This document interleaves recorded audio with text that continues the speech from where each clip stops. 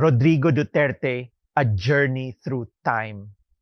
March 28, 1945, in the quiet town of Maasin, southern Leyte, a child is born who will one day reshape the Philippines.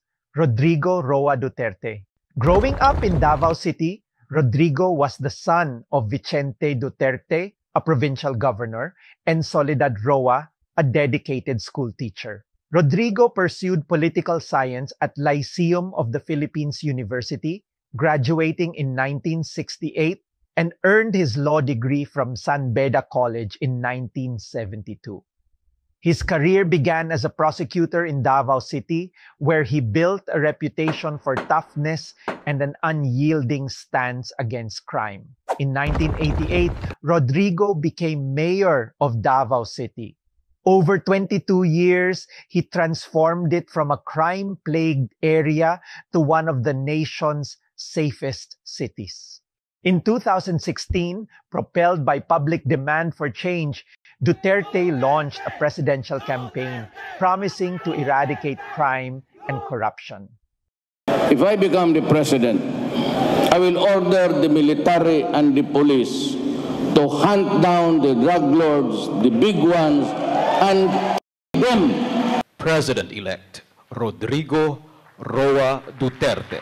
Assuming office on June 30th, 2016, President Duterte initiated a nationwide anti-drug campaign aiming to restore safety and order.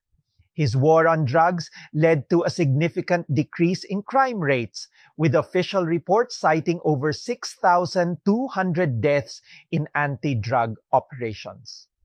Despite controversies, Duterte maintained high approval ratings, reaching 91% in September 2020, reflecting public support for his policies. After his presidency, Duterte continued to be a prominent figure, engaging with communities and remaining influential in Philippine politics.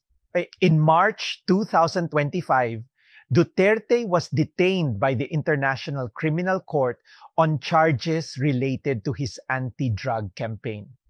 Through triumphs and trials, Rodrigo Duterte's journey reflects the enduring spirit of the Filipino people and their quest for change. Rodrigo Duterte, A Journey Through Time. March 28, 1945, in the quiet town of Maasin, southern Leyte, a child is born who will one day reshape the Philippines. Rodrigo Roa Duterte.